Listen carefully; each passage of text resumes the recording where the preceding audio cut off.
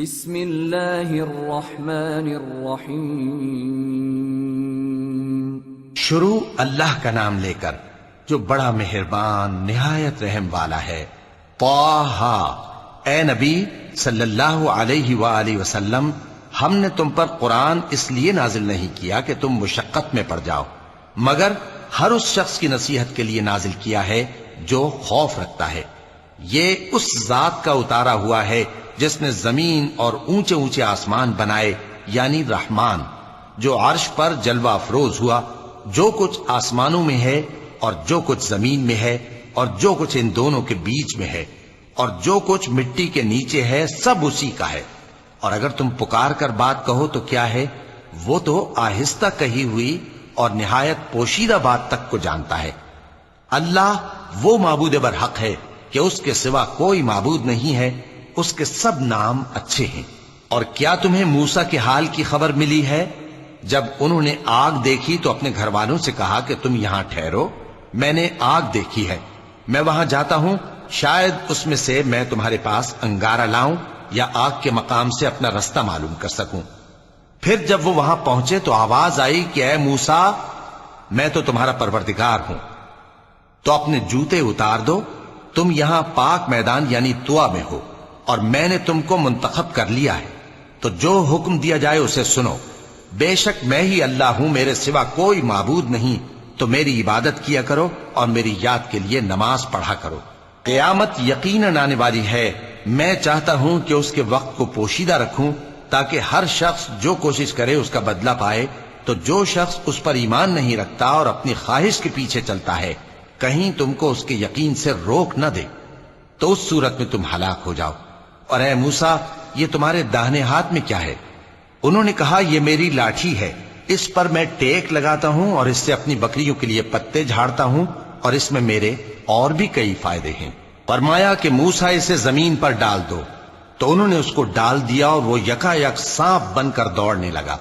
فرمایا کہ اسے پکڑ لو اور ڈرنا مت، ہم اس کو ابھی اس کی پہلی حالت پر لوٹا دیں گے، اور اپنا ہاتھ اپنی بغل میں دبا لو کہ وہ کسی عیب و بیماری کے بغیر سفید چمکتا دمکتا نکلے گا۔ یہ دوسری نشانی ہے تاکہ ہم تمہیں اپنے بڑے بڑے نشانات دکھائیں۔ تم فرعون کے پاس جاؤ کہ وہ سرکش ہو رہا ہے۔ کہا اے میرے پروردگار، اس کام کے لیے میرا سینہ کھول دے اور میرا کام آسان کر دے، اور میری زبان کی گرہ کھول دے تاکہ وہ میری بات سمجھ لیں، اور میرے گھر والوں میں سے ایک کو میرا وزیر یعنی مددگار مقرر فرما، یعنی میرے بھائی ہارون کو۔ اس سے میری کمر کو مضبوط کر اور اسے میرے کام میں شریک کر، تاکہ ہم تیری بہت سی تسبیح کریں اور تجھے کثرت سے یاد کریں، تو ہم کو ہر حال میں دیکھ رہا ہے۔ فرمایا موسیٰ، تمہاری دعا قبول کی گئی، اور ہم نے تم پر ایک بار اور بھی احسان کیا تھا جب ہم نے تمہاری والدہ کو الہام کیا تھا جو تمہیں بتایا جاتا ہے۔ وہ یہ تھا کہ اسے یعنی موسیٰ کو صندوق میں رکھو، پھر اس صندوق کو دریا میں ڈال دو، تو دریا اس کو کنارے پر ڈال دے گا، اور میرا اور اس کا دشمن اسے اٹھا لے گا۔ اور موسیٰ، میں نے تم پر اپنی طرف سے محبت ڈال دی، اور اس لیے کہ تم میرے سامنے پرورش پاؤ۔ جب تمہاری بہن وہاں فرعون کے ہاں گئی اور کہنے لگی کہ میں تمہیں اس کا پتہ دوں جو اس کو پالے پوسے، تو اس طریق سے ہم نے تم کو تمہاری ماں کے پاس پہنچا دیا تاکہ ان کی آنکھیں ٹھنڈی ہوں اور وہ رنج نہ کریں۔ اور تم نے ایک شخص کو مار ڈالا تھا تو ہم نے تم کو غم سے نجات دی، اور ہم نے تمہاری کئی بار آزمائش کی، پھر تم کئی سال اہل مدین میں ٹھہرے رہے۔ پھر اے موسیٰ، تم ایک اندازے پر آ پہنچے، اور میں نے تم کو اپنے کام کے لیے بنایا ہے، تو تم اور تمہارا بھائی دونوں ہماری نشانیاں لے کر جاؤ، اور میری یاد میں سستی نہ کرنا۔ دونوں فرعون کے پاس جاؤ کہ وہ سرکش ہو رہا ہے، اور اس سے نرمی سے بات کرنا، شاید وہ غور کرے یا ڈر جائے۔ دونوں کہنے لگے کہ اے ہمارے پروردگار، ہمیں خوف ہے کہ وہ ہم پر زیادتی کرنے لگے یا زیادہ سرکش ہو جائے۔ اللہ نے فرمایا کہ ڈرو مت، میں تمہارے ساتھ ہوں کہ سنتا اور دیکھتا ہوں۔ اچھا، تو اس کے پاس جاؤ اور کہو کہ ہم آپ کے پروردگار کے بھیجے ہوئے ہیں، تو بنی اسرائیل کو ہمارے ساتھ جانے کی اجازت دیجیے اور انہیں عذاب نہ کیجیے۔ ہم آپ کے پاس آپ کے پروردگار کی طرف سے نشانی لے کر آئے ہیں، اور جو ہدایت کی بات مانے اس کو سلامتی ہو۔ ہماری طرف یہ وحی آئی ہے کہ جو جھٹلائے اور منہ پھیرے اس کے لیے عذاب تیار ہے۔ غرض موسیٰ اور ہارون فرعون کے پاس گئے. اس نے کہا کہ موسیٰ تمہارا پروردگار کون ہے؟ کہا کہ ہمارا پروردگار وہ ہے جس نے ہر چیز کو اس کی شکل و صورت بخشی پھر راہ دکھائی. کہا تو پہلی قوموں کا کیا حال ہوا؟ فرمایا کہ ان کا علم میرے پروردگار کو ہے جو کتاب میں لکھا ہوا ہے. میرا پروردگار نہ چوکتا ہے نہ بھولتا ہے. وہ وہی تو ہے جس نے تم لوگوں کے لیے زمین کو فرش بنایا اور اس میں تمہارے لیے رستے بنا دیے اور آسمان سے پانی برسایا، پھر اس سے مختلف نباتات پیدا کی کہ خود بھی کھاؤ اور اپنے مویشیوں کو بھی چراؤ. بے شک ان باتوں میں عقل والوں کے لیے بہت سی نشانیاں ہیں. اسی زمین سے ہم نے تم کو پیدا کیا اور اسی میں ہم تمہیں لوٹائیں گے اور اسی سے ہم تمہیں دوسری دفعہ نکالیں گے. اور ہم نے فرعون کو اپنی سب نشانیاں دکھائیں مگر وہ تکذیب اور انکار ہی کرتا رہا. کہنے لگا کہ موسیٰ کیا تم ہمارے پاس اس لیے آئے ہو کہ اپنے جادو کے زور سے ہمیں ہمارے ملک سے نکال دو؟ تو ہم بھی تمہارے مقابل ایسا ہی جادو لائیں گے. تو ہمارے اور اپنے درمیان ایک وقت مقرر کر لو کہ نہ تو ہم اس کے خلاف کریں اور نہ تم، اور یہ مقابلہ ایک ہموار میدان میں ہوگا. موسیٰ نے کہا کہ آپ کے لیے یوم زینت کا وعدہ ہے اور یہ کہ لوگ اس روز دن چڑھے اکٹھے ہو جائیں. تو فرعون لوٹ گیا اور اپنے سامان جمع کر کے پھر آیا. موسیٰ نے ان جادوگروں سے کہا کہ یہ تمہاری بربادی ہوگی. اللہ پر جھوٹ نہ باندھو، وہ تمہیں عذاب سے فنا کر دے گا، اور جس نے جھوٹ باندھا وہ نامراد رہا. تو وہ باہم اپنے معاملے میں جھگڑنے اور چپکے سرگوشی کرنے لگے. کہنے لگے یہ دونوں جادوگر ہیں، چاہتے ہیں کہ اپنے جادو کے زور سے تم کو تمہارے ملک سے نکال دیں اور تمہارے بہترین مذہب کو نابود کر دیں. تو تم جادو کا سامان اکٹھا کر لو اور پھر قطار باندھ کر آؤ. آج جو غالب رہا وہی کامیاب ہوا. جادوگر بولے کہ موسیٰ یا تو تم اپنی چیز ڈالو یا ہم اپنی چیزیں پہلے ڈالتے ہیں. موسیٰ نے کہا بلکہ تم ہی پہلے ڈالو. جب انہوں نے چیزیں ڈالیں تو یکا یک ان کی رسیاں اور لاٹھیاں موسیٰ کے خیال میں ایسی آنے لگیں کہ وہ میدان میں ادھر ادھر دوڑ رہی ہیں. اس وقت موسیٰ نے اپنے دل میں خوف محسوس کیا. ہم نے کہا خوف نہ کرو، بلا شبہ تم ہی غالب رہو گے. اور جو چیز یعنی لاٹھی تمہارے داہنے ہاتھ میں ہے اسے ڈال دو کہ جو کچھ انہوں نے بنایا ہے اس کو وہ نگل جائے گی. جو کچھ انہوں نے بنایا ہے یہ تو جادوگروں کے ہتھ کنڈے ہیں، اور جادوگر جہاں بھی جائے کامیاب نہیں ہوگا. اس پر جادوگر سجدے میں گر پڑے. کہنے لگے کہ ہم موسیٰ اور ہارون کے پروردگار پر ایمان لائے. فرعون بولا کہ پیشتر اس کے کہ میں تمہیں اجازت دوں تم اس پر ایمان لے آئے. بے شک یہ تمہارا بڑا یعنی استاد ہے جس نے تم کو جادو سکھایا ہے. سو میں تمہارے ہاتھ اور پاؤں مخالف سمت سے کٹوا دوں گا اور تم کو کھجوروں کے تنوں پر سولی چڑھوا دوں گا، اور تم کو معلوم ہوگا کہ ہم میں سے کس کا عذاب زیادہ سخت اور دیر تک رہنے والا ہے. انہوں نے کہا کہ جو دلائل ہمارے پاس آ گئے ہیں ان پر اور جس نے ہم کو پیدا کیا ہے اس پر ہم آپ کو ہرگز ترجیح نہیں دیں گے. تو آپ کو جو حکم دینا ہو دے دیجئے، اور آپ جو حکم دے سکتے ہیں وہ صرف اسی دنیا کی زندگی میں دے سکتے ہیں.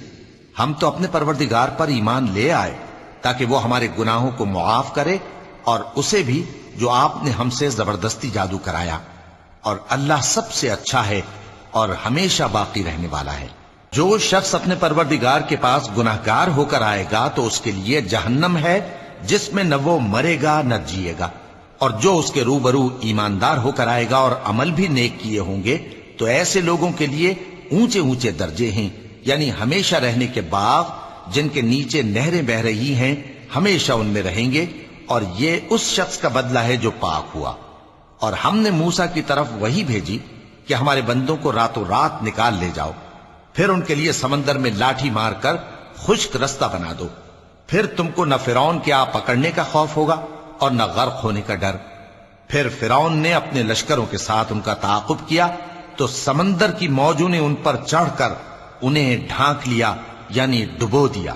اور فرعون نے اپنی قوم کو گمراہ کر دیا اور سیدھے رستے پر نہ ڈالا.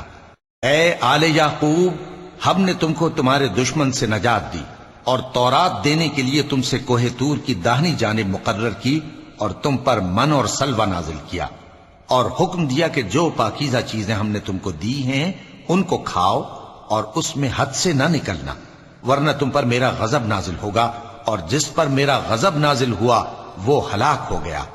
اور جو توبہ کرے اور ایمان لائے اور عمل نیک کرے پھر سیدھے رستے چلے اس کو میں بخش دینے والا ہوں۔ اور اے موسیٰ، تم نے اپنی قوم سے آگے چلے آنے میں کیوں جلدی کی؟ کہا وہ میرے پیچھے آ رہے ہیں۔ اور اے میرے پروردگار، میں نے تیری طرف آنے کی جلدی اس لیے کی کہ تو خوش ہو جائے۔ فرمایا کہ ہم نے تمہاری قوم کو تمہارے بعد آزمائش میں ڈال دیا ہے اور سامری نے ان کو بہکا دیا ہے۔ اور موسیٰ غصے اور غم کی حالت میں اپنی قوم کے پاس واپس آئے اور کہنے لگے کہ اے قوم، کیا تمہارے پروردگار نے تم سے اچھا وعدہ نہیں کیا تھا؟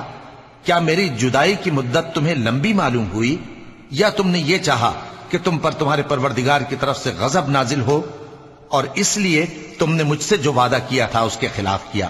وہ کہنے لگے کہ ہم نے اپنے اختیار سے آپ سے وعدہ خلافی نہیں کی، لیکن ہم ان لوگوں کے زیوروں کا بوجھ اٹھائے ہوئے تھے، پھر ہم نے اس کو آگ میں ڈال دیا اور اسی طرح سامری نے ڈال دیا۔ تو اس نے ان کے لیے ایک بچڑا بنا دیا، یعنی ایک بے جان جسم جس میں گائے کسی آواز تھی۔ تو لوگ کہنے لگے کہ یہی تمہارا معبود ہے اور یہی موسیٰ کا معبود ہے، مگر وہ بھول گئے ہیں۔ تو کیا یہ لوگ نہیں دیکھتے کہ وہ ان کی کسی بات کا جواب نہیں دیتا اور نہ ان کے نقصان اور نفع کا کچھ اختیار رکھتا ہے؟ اور ہارون نے ان سے پہلے ہی کہہ دیا تھا کہ لوگوں، اس کے ذریعے تمہیں فتنے میں ڈال دیا گیا ہے، اور تمہارا پروردگار تو رحمان ہی ہے، تو میری پیروی کرو اور میرا کہا مانو۔ وہ کہنے لگے کہ جب تک موسیٰ ہمارے پاس واپس نہ آئیں ہم تو اس کی پوجا پر قائم رہیں گے۔ پھر موسیٰ نے ہارون سے کہا کہ اے ہارون، جب تم نے ان کو دیکھا تھا کہ گمراہ ہو گئے ہیں تو تم کو کس چیز نے روکا تھا؟ یعنی اس بات سے کہ تم میرے پیچھے چلے آؤ، بھلا تم نے میرے حکم کے خلاف کیوں کیا؟ کہنے لگے کہ اے ماں جائے، میری داڑھی اور سر کے بالوں کو نہ پکڑیے، میں تو اس سے ڈرا کہ آپ یہ نہ کہیں کہ تم نے بنی اسرائیل میں تفرقہ ڈال دیا اور میری بات کو ملحوظ نہ رکھا۔ موسیٰ نے فرمایا تو اے سامری، تیرا کیا حال ہے؟ اس نے کہا کہ میں نے ایسی چیز دیکھی جو اوروں نے نہیں دیکھی، تو میں نے فرشتے کے نقش پا سے مٹی کی ایک مٹھی بھر لی، پھر اس کو بچڑے کے جسم میں ڈال دیا، اور مجھے میرے جی نے اس کام کو اچھا بتایا۔ موسیٰ نے کہا جا، تجھ کو دنیا کی زندگی میں یہ سزا ہے کہ کہتا رہے کہ مجھ کو ہاتھ نہ لگانا، اور تیرے لیے ایک اور وعدہ ہے، یعنی عذاب کا جو تجھ سے ٹل نہ سکے گا، اور جس معبود کی پوجا پر تو جمع ہوا تھا اس کو دیکھ، ہم اسے جلا دیں گے، پھر اس کی راکھ کو اڑا کر دریا میں بکھیر دیں گے۔ تمہارا معبود تو اللہ ہی ہے، جس کے سوا کوئی معبود نہیں، اس کا علم ہر چیز پر محیط ہے۔ اس طرح ہم تم سے وہ حالات بیان کرتے ہیں جو گزر چکے ہیں، اور ہم نے تمہیں اپنے پاس سے نصیحت کی کتاب عطا فرمائی ہے۔ جو شخص اس سے منہ پھیرے گا وہ قیامت کے دن گناہ کا بوجھ اٹھائے گا۔ ایسے لوگ ہمیشہ اس عذاب میں مبتلا رہیں گے، اور یہ بوجھ قیامت کے روز ان کے لیے برا ہوگا، جس روز سور پھونکا جائے گا، اور ہم گناہگاروں کو یوں اکٹھا کریں گے کہ ان کی آنکھیں نیلی نیلی ہوں گی۔ تو وہ آپس میں آہستہ آہستہ کہیں گے کہ تم دنیا میں صرف 10 ہی دن رہے ہو، جو باتیں یہ کریں گے ہم خوب جانتے ہیں۔ اس وقت ان میں سب سے اچھی راہ والا یعنی عاقل و ہوش مند کہے گا کہ نہیں، بلکہ صرف ایک ہی روز ٹھہرے ہو۔ اور اے نبی صلی اللہ علیہ وآلہ وسلم، لوگ تم سے پہاڑوں کے بارے میں دریافت کرتے ہیں، کہہ دو کہ میرا رب ان کو راکھ بنا کر بکھیر دے گا، پھر زمین کو ہموار میدان کر چھوڑے گا جس میں تم کوئی نشیب و فراز نہ دیکھو گے۔ اس روز لوگ پکارنے والے کے پیچھے چلیں گے اور اس کی پیروی سے انحراف نہ کر سکیں گے، اور رحمان کے سامنے آوازیں پست ہو جائیں گی، تو تم ایک ہلکی آواز کے سوا کوئی آواز نہ سنو گے۔ اس روز کسی کی سفارش کچھ فائدہ نہ دے گی مگر اس شخص کی جسے رحمان اجازت دے اور اس کی بات کو پسند فرمائے۔ جو کچھ ان کے آگے ہے اور جو کچھ ان کے پیچھے ہے وہ اس کو جانتا ہے، اور وہ اپنے علم سے اللہ کے علم کا احاطہ نہیں کر سکتے۔ اور اس زندہ و قائم کے روبرو منہ لٹک جائیں گے، اور جس نے ظلم کا بوجھ اٹھایا وہ نامراد رہا، اور جو نیک کام کرے گا اور مومن بھی ہوگا تو اس کو نہ ظلم کا خوف ہوگا اور نہ نقصان کا۔